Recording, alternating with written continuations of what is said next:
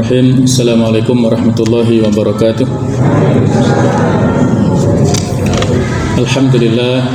Alhamdulillahilladzi bi ni'matihi tatimmus shalihat wa bi fadlihi tatanazzalu al khairat wal barakat wa bi taufiqihi tahqqaqul maqasid wal ghayat. Asyhadu an la ilaha illallah wahdahu la syarikalah dzul arsy rafi'un darajat wa asyhadu anna Muhammadan abduhu wa rasuluh al-ma'sum min kulli syahawat. Allahumma shalli wa sallim ala sayyidina Muhammad wa ala alihi wa ashabihi min ahlil khairat. Allahumma la sahla illa ma ja'altahu sahla wa anta tasal hasan idza syi'ta sahla. Rabbi shrah li sadri wa yassir li amri wa hlul 'uqdatam min lisani yafqahu qawli, amma ba'du. Bapak Ibu sekalian rahimakumullah, pada kesempatan malam hari ini marilah kita lanjutkan kajian tafsir dari kitab Tafsir Al-Munir karangan Profesor Dr. Wahab Az-Zuhaili, yaitu kita masih pada pembahasan tafsir surah Al-Baqarah 261 sampai 264, yang mana tema utama dari ayat-ayat ini adalah tentang sawabul infaq fi sabilillah wa adabuhu, yaitu pahala berinfak fi sabilillah serta adab-adabnya. Telah kita bahas tentang korelasi ayat-ayat ini dengan yang sebelumnya, juga tentang sababun nuzul atau latar belakang turunnya ayat 261 di surah Al-Baqarah ini, yaitu berkenaan dengan kedermawanan dua orang sahabat mulia, yaitu Utsman bin Affan dan Abdurrahman bin Auf, di mana pada suatu kesempatan Rasulullah SAW pernah bersabda tentang dua orang sahabat ini, kana khazanataini min khazainillahi fil ardi. Dua orang sahabat itu adalah perbendaharaan Allah Ta'ala di antara perbendaharaan yang lainnya yang ada di bumi. Yunfiqani fi ta'atillahi Ta'ala. Keduanya berinfak dalam ketaatan kepada Allah Subhanahu wa Ta'ala.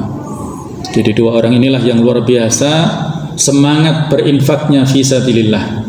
Harta yang mereka miliki bukan untuk kepentingan pribadi, tapi untuk kepentingan ila'u kalimatillah, perjuangan dan dakwah Islam.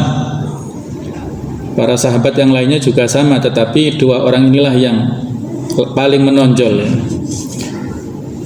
Suatu saat ketika di Madinah ada musim paceklik, ada 1000 unta yang dimiliki oleh Utsman bin Affan datang dari Syam membawa perbekalan sembako lah kalau di kita ya. Jadi bahan pokok makanan yang diperlukan oleh masyarakat saat itu.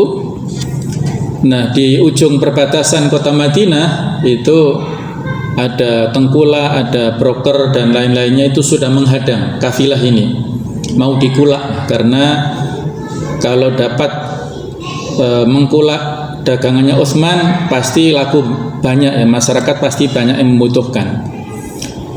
Mereka ada yang menawar 2 kali lipat, 5 kali lipat harganya, bahkan ada yang menawar 10 kali lipat harganya. Tapi Utsman tidak mau dan mengatakan, siapa di antara kalian yang sanggup membeli dengan harga 700 kali lipat? Angkat tangan semua ya, tidak ada ya. Tidak ada pedagang yang sanggup membeli dengan harga dari harga pokoknya sebanyak 700 kali lipat. Tidak ada yang sanggup. Akhirnya kafilah itu pun berlalu, dan ketika sudah sampai di jantung kota Madinah, dibagi-bagikanlah semua harta perbendaharaan tersebut, sembako dan perbekalan makanan, semuanya dibagikan kepada yang miskin, kepada yang membutuhkan, semuanya sampai habis. Sehingga para pedagang tengkulak tadi protes, wahai Utsman, kenapa pada saat kami membeli ya dengan harga 10 kali lipat tidak kamu kasihkan, sekarang kok malah dikasihkan gratis? Kata Utsman ya sambil membacakan ayat ini ya, bukankah Allah telah memberikan janji bahwasanya orang yang berinfak fi sabilillah itu akan dilipat gandakan 700 kali lipat ini ya. Surat Al-Baqarah 261 ini. Inilah merupakan implementasi ya dari Utsman bin Affan ya tentang ayat ini yang luar biasa, yang mana disebutkan oleh mufassir ataupun oleh penulis Profesor Dr. Wahbah Suhaili, ya, beliau mengatakan hadza matsalun dharabahu Allah taala litad'ifis tsawab. Ini adalah permisalan yang telah dijadikan oleh Allah taala sebagai contoh bagaimana gambaran litad'ifi ats-tsawab, untuk pelipat gandaan pahala liman anfaqa fi sabilihi, kepada orang yang berinfak di jalan Allah, wabtigha imaradatihi, dan dalam rangka untuk mencari ridha Allah Subhanahu wa taala. Wa annal hasanah tudha'af bi asyri amsalha ila 700 dhifin, dan bahwasanya satu kebaikan dilipat gandakan pahalanya oleh Allah taala 10 sampai 700 kali lipat. Fa abana ta'ala anna sifata nafaqatil munfikin amwalahum fi ta'atillah ta'ala, maka Allah Ta'ala menjelaskan bahwa sifat harta yang diinfakkan, orang-orang yang menginfakkan, mendermakan di jalan Allah Ta'ala itu wabtiwa'i ridwanihi, serta dalam rangka untuk mencari ridha Allah Ta'ala itu, wa husna mathubatihi, dan dalam hal mengalokasikan, ya, jadi pahala yang akan didapatkan begitu bagusnya. Di antara contoh-contoh fisabilillah yang bisa dilaksanakan untuk infak adalah karena syiril ilm, ya, seperti menyebarkan ilmu pengetahuan, wal jihad, yaitu dalam rangka berjuang fisabilillah, wa idadis silah, mempersiapkan senjata, wal haji, juga dalam rangka untuk haji, wa tifa anil watan wal ahl, yaitu mempertahankan diri untuk membela tanah air dan keluarga. Jadi banyak sekali jalan yang bisa kita lakukan dalam rangka untuk mengalokasikan infak fisabilillah. Yang dicontohkan di sini adalah seperti menyebarluaskan ilmu, baik itu para penuntut ilmu ataupun yang mengajarkannya, ataupun orang yang membiayai, memberikan investasi untuk tersebarnya ilmu pengetahuan dengan mendirikan pondok, dengan mendirikan pesantren, TPQ, TPA, dan banyak lagi yang lainnya, ya. Ada sebuah ceramah dari salah seorang ulama di Syria, ya, yang bernama Syekh Hisham Al-Burhani. Beliau menceritakan kisah nyata bagaimanakah keutamaan seorang alim atau penuntut ilmu dan orang yang menginfakkan atau membiayai thalibul ilm itu. Dalam ceramahnya beliau menyampaikan bahwa ada seorang penggali kubur di Damaskus sana, di Syria sana, yang tugasnya, ya, menggali setiap ada jenazah ataupun ada orang yang mati, maka disiapkan, ya, kuburan digali dengan bagus, ya, bersama timnya tentunya. Nah, pada satu saat meninggal seorang yang, ya, dia tidak tahu siapa orang itu, dia siapkan kuburannya. Nah, pada saat si jenazah itu mau dimasukkan ke liang lahat, betapa kagetnya orang ini, ya, penggali kuburan ini. Dia sendiri yang melihat, yang lain nggak ada yang melihat, ya, bahwa kuburan yang telah digali itu telah berubah menjadi pemandangan yang sangat indah, seperti taman surga yang begitu indah.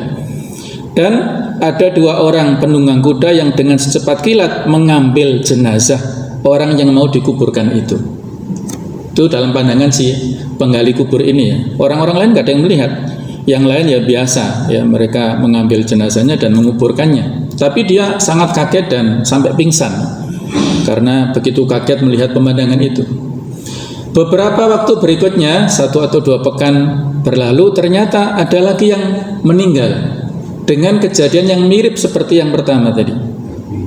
Jadi dia mendapatkan pemandangan kuburnya itu seperti taman surga yang sangat indah, dan ada 2 orang yang mengambil jenazahnya dibawa pakai kuda, ya.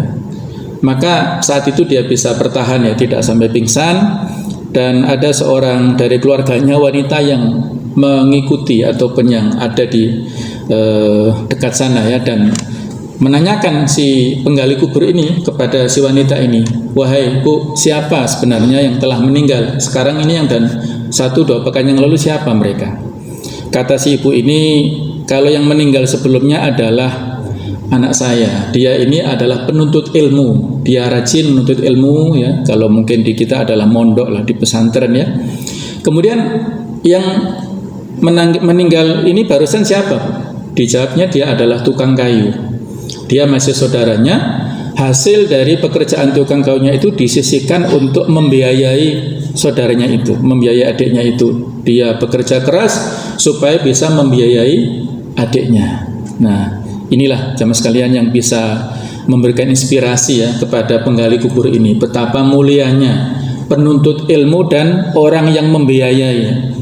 Jadi kalau kita mengalokasikan untuk biaya pendidikan ya, apakah itu SPP ataukah bulan, apakah tahunan dan lain sebagainya, ini kita niatkan infak fisabilillah. Tidak perlu eman-eman ya.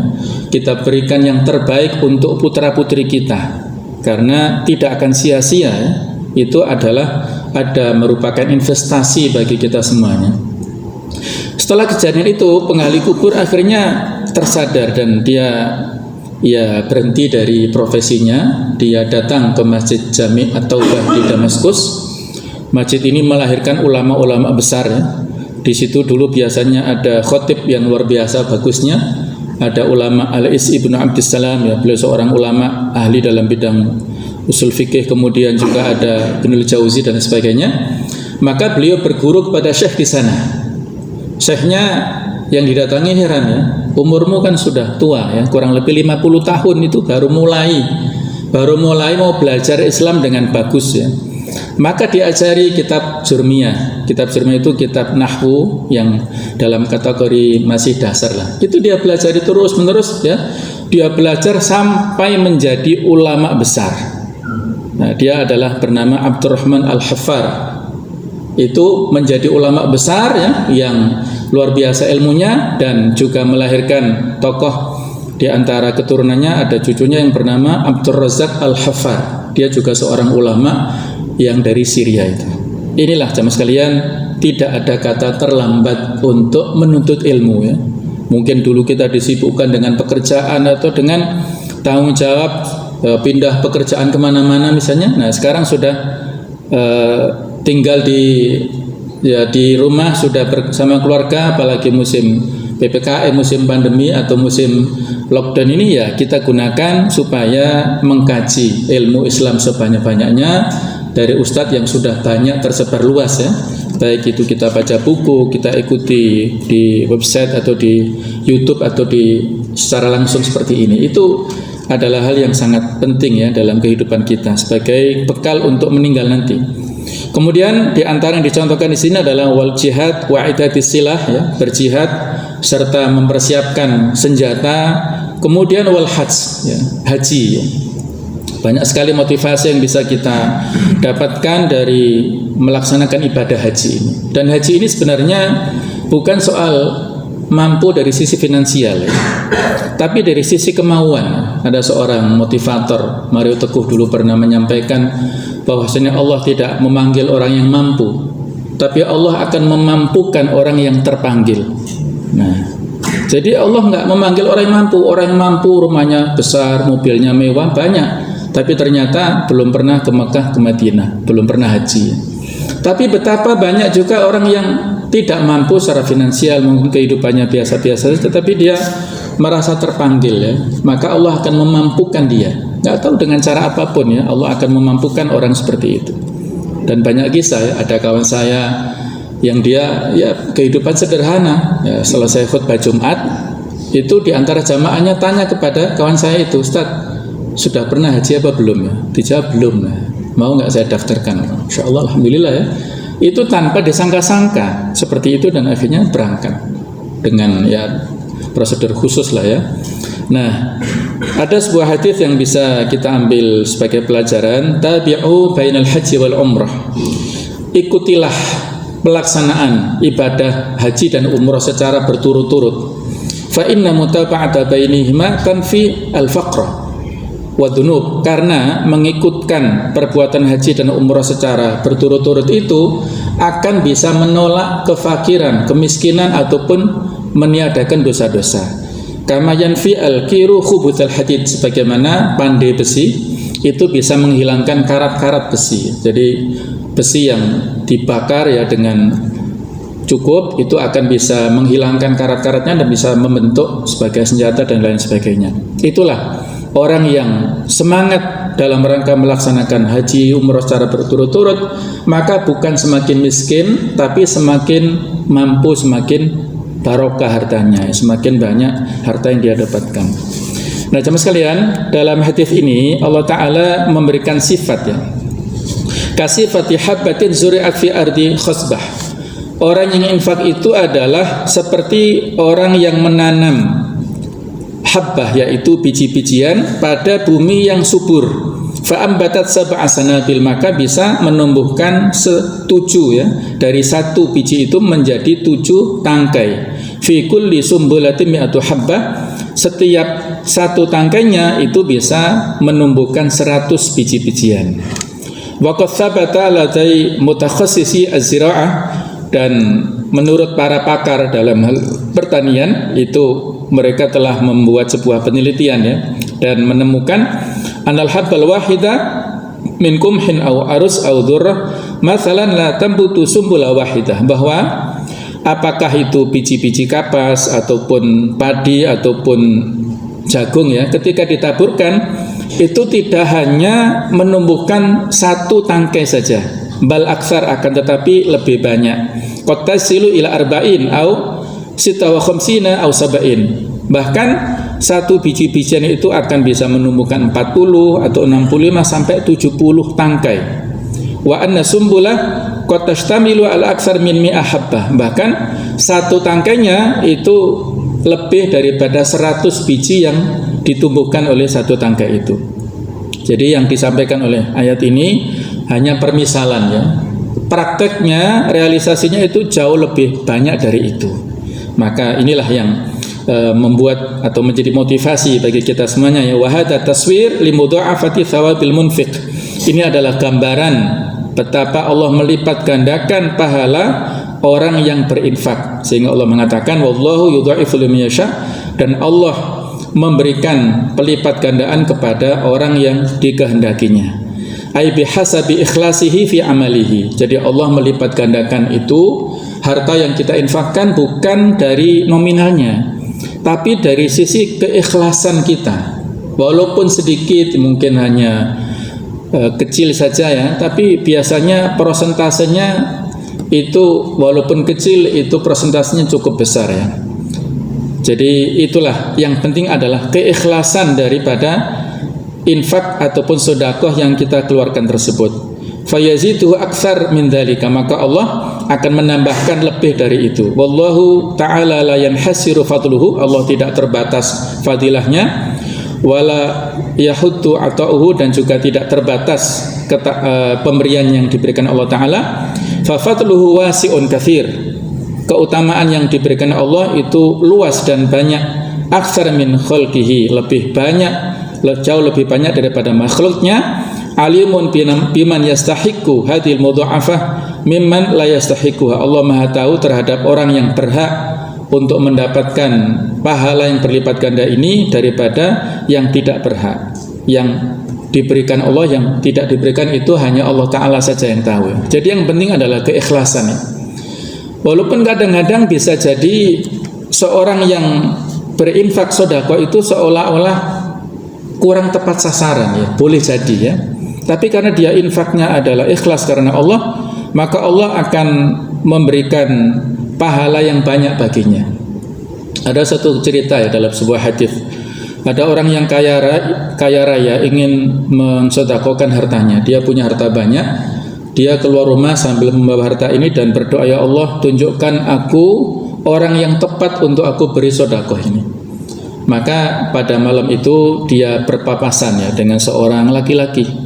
Nah, dalam hatinya dia berpikir, inilah orang yang tepat untuk saya kasih sedekah. Ya dikasihkan saja, tanpa tahu namanya siapa, dari mana, di mana rumahnya, nggak tahu. Dikasihkan, kemudian disuruh, ini sedekah untukmu, pulang ya, bawa untuk keluargamu.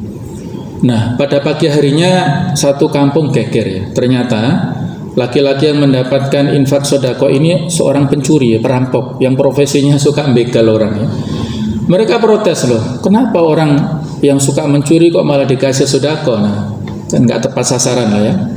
Nah, ini rupanya terdengar oleh si orang yang mensedekahkan, dia ya agak menyesal, kenapa ya Allah kok sepertinya nggak tepat sasaran. Maka pada waktu berikutnya ya dia berdoa lagi pada Allah Ta'ala sambil membawa hartanya. Dia berpapasan ya pada malam itu dengan seorang wanita, nggak tahu dari mana asalnya, ya dia kasihkan harta itu, kamu pulang sana, ini untuk keluargamu. Nah, pada pagi harinya orang-orang kampung geger lagi, karena ternyata wanita ini tunasusila ya, tidak punya etika lah, dia suka menjajakan dirinya ya, wanita nakal. Mereka protes orang-orang kampung, kenapa wanita nakal dikasih uang ya dari sedekah. Nah, ada sedikit penyesalan lah dalam diri orang ini ya, kenapa tidak tepat sasaran.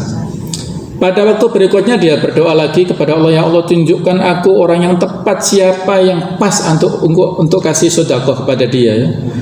Maka pada saat itu bertemu dengan seorang laki-laki, dia juga nggak tahu namanya, dikasihkan sedekahnya dan disuruh untuk pulang. Orang-orang geger lagi pada pagi harinya. Ternyata laki-laki ini orangnya kaya raya ya, lebih kaya daripada yang memberi sedekah. Ya, orang-orang protes ya, orang kaya sudah kaya raya malah dikasih sedekah. Nah, maka dia memohon bermunajat kepada Allah Ta'ala, ya Allah ya, kenapa saat saya bersedekah kok sepertinya tidak tepat sasaran ya. Maka Allah Ta'ala memberikan ilham ya kepada dia, nggak tahu apa lewat firasat atau lewat mimpinya, Allah alam ya, tapi yang jelas bahwasanya Allah Ta'ala menerima sedekah orang ini, dan ternyata ada keberkahan di situ. Laki-laki pertama yang dikasih sedekah tadi, perampok, itu insaf ya. Dia bertaubat dari perbuatan dosa besarnya, dan dengan sedekah itulah dia dapat hidayah. Dia jadikan modal usaha dan sukses ya. Dia berhenti dari profesi rampoknya itu.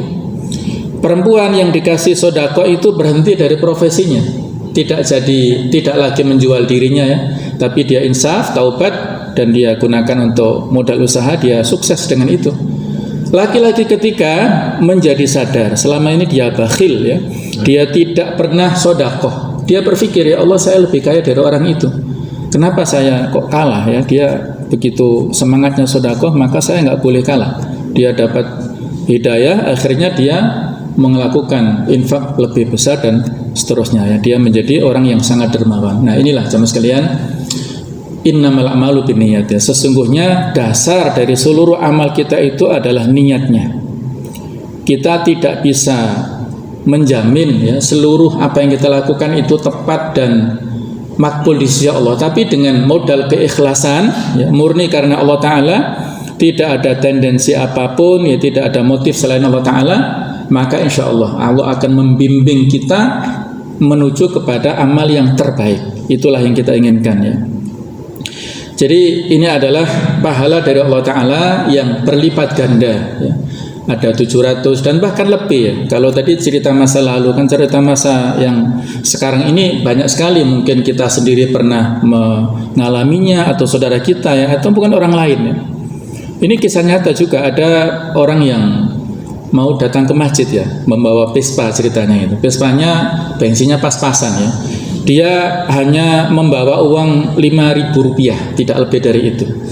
Dia sudah prediksi, wah ini nggak cukup ini, bolak-balik. Kalau untuk bensin yang tersisa itu nggak cukup. Dia punya keinginan nanti saja pada saat pulang saya ke sana, ke pom bensin ya, karena jauh ya. Jadi arahnya tidak sama dengan arah ke masjid. Pada saat dia berada di masjid, ada pengajian yang intinya adalah memberi motivasi untuk infak. Masjidnya butuh bantuan. Di dompetnya tidak ada uang lainnya, hanya sebesar 5.000 itu. Bergolak dalam hatinya ya, dia infakkan ataukah dia pakai untuk beli bensin ya. Bingung dia. Akhirnya bismillahirrahmanirrahim ta'ala, dia masukkan ke kotak infak Rp5.000. Nah, selesai acara itu, ya betul ya, dia jalan sebentar, Vespanya sudah mogok ya. Sudah mogok, bensinnya sudah habis itu ya.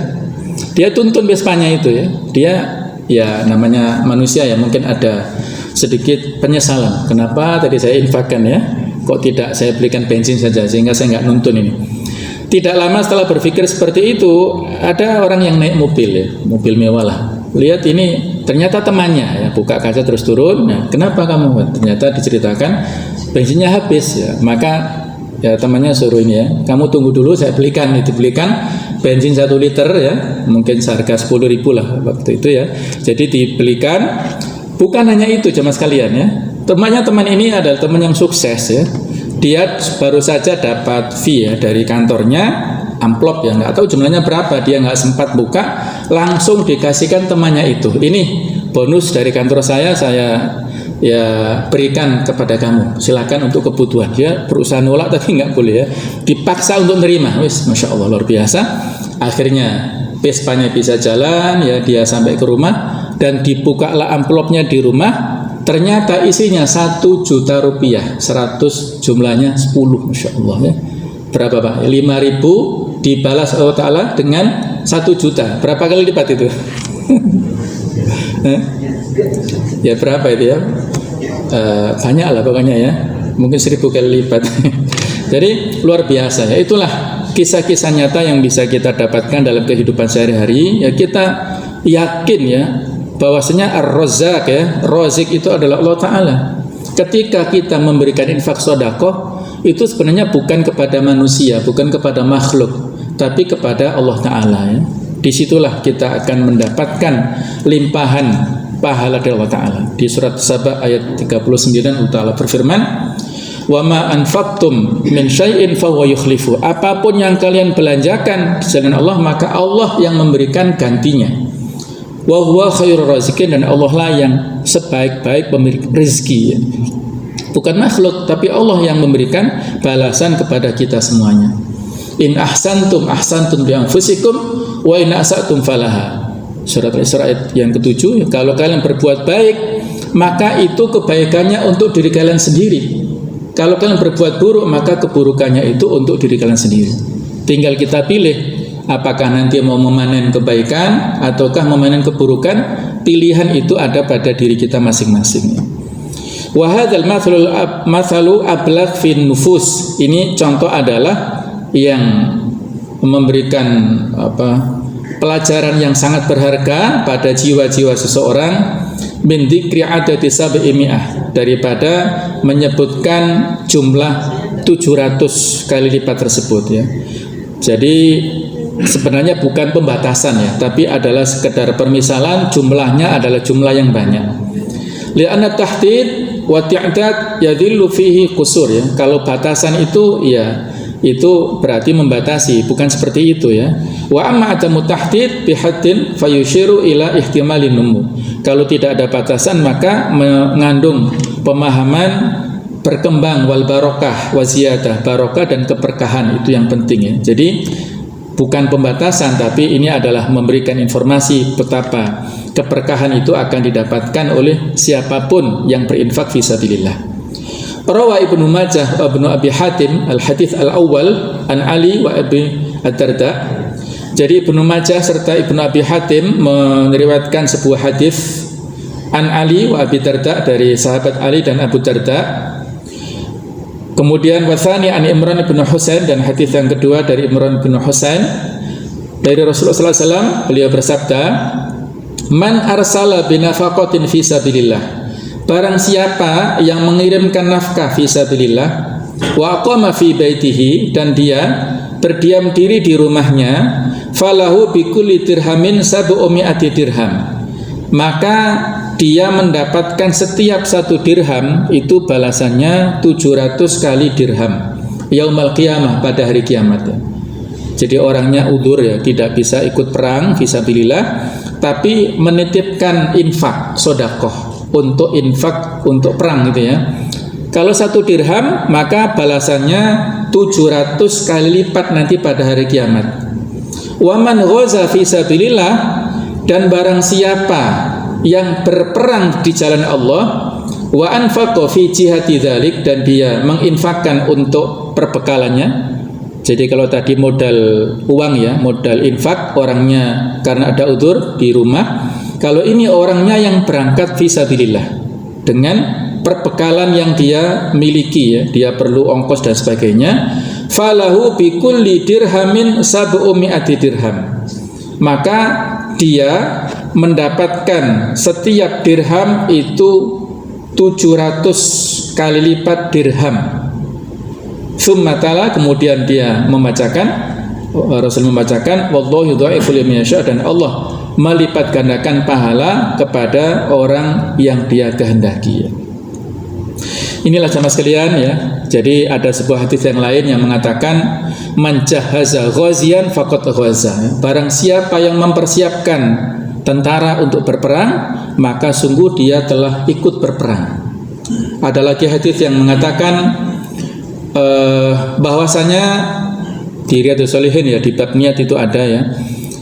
Wahai para sahabat, pada saat kalian melewati lembah, melewati gunung, maka akan menyertai kalian sahabat-sahabat yang tinggal di Madinah. Mereka ingin berangkat perang, tapi mereka ada udzur sakit ya. Habasat udhuru ya, mereka terhalangi oleh udzur sakitnya sehingga tidak ikut berperang bersama kalian. Maka niatnya berperang ataupun jihad fisabilillah itu menyertai kalian semuanya. Nah, inilah pentingnya kita memiliki niat kebaikan, walaupun tidak bisa melakukan secara langsung, tapi dengan niat kemudian kita wujudkan dalam bentuk infak, maka pahalanya itu sebanding ya dengan orang yang berperang, walaupun tentunya derajat nantinya di akhirat Allah alam kita tidak bisa mengetahuinya, tapi dengan harta plus nyawanya tentunya lebih banyak ya daripada harta. Yang berikutnya dari Imam Ahmad, dari Abu Ubaidah mengatakan sami'tu Rasulullah SAW yaqul, saya pernah mendengar Nabi Muhammad SAW bersabda, man anfaqa nafaqatan fi sabilillah, barang siapa yang menginfakkan fi sabilillah, fasabu'u mi'ah, maka pahalanya 700 kali lipat. Wa man anfaqa ala nafsihi wa ahlihi, dan barang siapa yang menginfakkan untuk dirinya serta keluarganya, au ata maridon, atau dia menjenguk orang sakit, au amata adza, atau menyingkirkan gangguan dari tengah jalan, fal hasanatu bi asyri amsalihha, maka satu kebaikan dilipat gandakan 10 kali lipat. Jadi infak ini lebih banyak pahalanya 700 kali lipat. Adapun kebaikan yang lainnya itu 10 kali lipat. Wasaumu junnah malam yakhrikha. Puasa itu adalah berfungsi sebagai perisai. Ketika dia tidak merusak perisainya itu, tidak merusak puasanya ya. Dirusak dengan apa? Dengan riba, ngerasani ya, menggunjing, dirusak dengan dusta ya. Kalau tidak riba, tidak dusta, dia melaksanakan puasanya dengan bagus, maka bisa sebagai tameng, perisai bagi dia. Wa man ibtalahu Allahu azza wa jalla bi bala'in fi jasadihi fa huwa lahu hitta. Barang siapa yang diuji Allah Ta'ala pada fisiknya, sakit misalnya ya, fa huwa lahu hitta, maka dia mendapatkan kafarat ataupun dosa-dosanya terampuni karena sakitnya itu. Ini relevan dengan kondisi kita saat ini ya. Banyak saudara kita yang sakit atau bahkan kita sendiri yang pernah sakit ya. Maka pada saat kita bersabar dan ridho terhadap apa yang menimpa kita, maka sakit itu bisa menggugurkan dosa-dosa kita, bisa mengikis dosa-dosa kita pada saat kita ridho terhadap penyakit itu. Jadi tidak boleh nelongso ataupun ngeresulo terus ya, nggak boleh. Tapi kita dalam tanda kutip ya, menikmatinya lah ya. Karena ini kesempatan untuk kita mendapatkan pahala sebanyak-banyaknya. Nanti di akhirat itu ada semacam kecemburuan ya. Pada saat yaumul hisab itu ada kecemburuan antara ahlul afiyat dan ahlul musibah. Orang yang sehat walafiat di dunia dengan orang yang mendapatkan musibah. Orang yang mendapatkan musibah itu dihisab oleh Allah Ta'ala dengan hisab yang sebentar ya. Hisaban yasira, hisab yang mudah, auditnya mudah. Kenapa? Karena dosa-dosa yang pernah dia lakukan itu sudah terhapus oleh kesabaran yang dia dapatkan dari sakit, bala, ujian, musibah yang dulu pernah dia dapatkan di dunia. Jadi dosa-dosa yang terkikis dan dia masuk surga dengan aman ya, dengan lancar.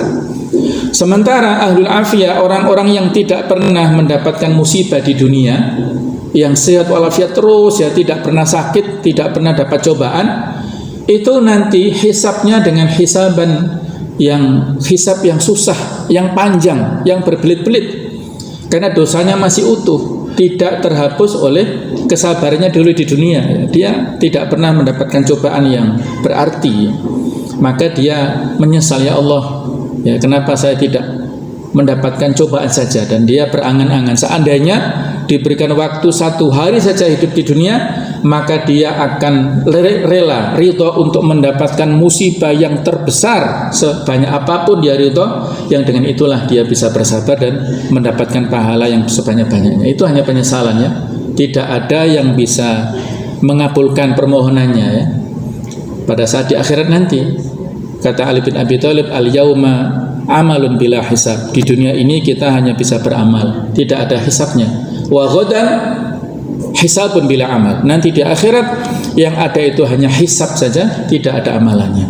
Mumpung kita masih ada kesempatan di dunia, mari kita manfaatkan untuk beramal sebanyak-banyaknya, seikhlas-ikhlasnya, sebaik-baiknya, secara kuantitas dan secara kualitas. Wa min syurutil infaq wa adabihi listihqaqi hadza thawab fil akhirah. Di antara syarat-syarat infak serta adab-adabnya dalam rangka untuk mendapatkan pahala yang banyak di akhirat adalah alla yutbi'u ma anfaqu au badalu mannan 'alal fakir. Dia tidak mengikutkan apa yang telah diinfakkan, disedekahkan itu, yang telah dialokasikan kebaikan itu, tidak diikutkan dengan sifat manna, yaitu ngundat-ngundat, kata orang Jawa, ya, menyebut-nyebut kebaikannya kepada orang fakir. Kalau dulu nggak saya tolong, wah dia sudah bangkrut sekarang misalnya, ya. Kalau dulu nggak saya kasih SPP, nggak saya sumbang, nggak akan jadi sarjana, macam-macam lah misalnya, ya. Ini percuma, ya, tidak bisa memberikan pahala kepada dia karena dia manna, mengundat-undat apa yang telah dia berikan. Bi'an yuhasibahu ala ma atahu, dia terus-menerus mengungkit-ungkit terhadap apa yang dia berikan. Wa yudhiru tafaddulahu alaihi, dia menampakkan kebaikannya kepada orang yang telah dia berikan, ya, kepada orang lain ataupun kepada objek yang dia berikan. Wala adza au dararon, ya, ataupun dia ikutkan infaknya, sedekahnya itu dengan menyakiti ataupun membuat madarat kepada objek yang dia kasih. Bi an yatatawala alaihi, misalnya mengulur-ulur, ya, misalnya kalau kita ngasih hutang itu kan juga memberi kebaikan, ya. Bahkan ada yang mengatakan kalau kita memberikan hutang pahalanya lebih banyak daripada sedekah. Kalau sedekah yang kita beri belum tentu butuh, tapi kalau hutang pasti dia butuh. Nah, itu kembali kepada niatnya, ya, kepada niat tulusnya.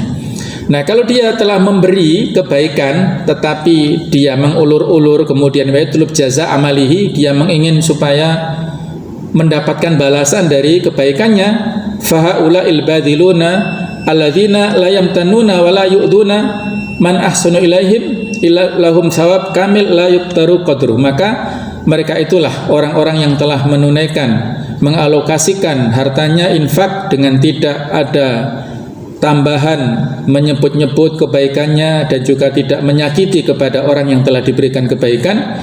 Mereka itulah akan mendapatkan pahala yang sebanyak-banyaknya yang tidak ada batasnya.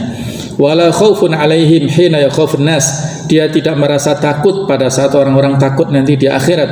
Walau yahzanun, ya, mereka tidak akan merasa sedih hina yahzanun nas, pada saat orang yang bakhil al-bukhala, ya, orang-orang bakhil di dunia itu nanti sedih di akhirat. Alladzina la yunfikuna syai'an fi sabilillah, yang tidak menginfakkan di jalan Allah sepeser pun, ya. Itu diabadikan di surat Al-Munafiqun ayat yang ke-10. Allah Ta'ala berfirman, wa anfiqu mimma razaqnakum, dan berinfaklah terhadap apa yang kalian dapatkan rezeki, min qabli ayati ahadakum maut, sebelum kematian datang kepada kalian. Fayaqul, sehingga dia mengatakan nanti dalam penyesalan, Rabbi laula akhartani ila ajalin qarib, ya Allah, kenapa aku tidak ditunda saja, ya, ajalku ditunda sebentar saja. Itu dia berangan-angan, fa asaddaqa, maka aku akan bersedekah, wa aku minas sholihin, dan aku menjadi orang-orang yang soleh. Ini hanya penyesalan karena kalau sudah datang ajal tidak bisa ditunda, 1 detik pun tidak bisa, ya.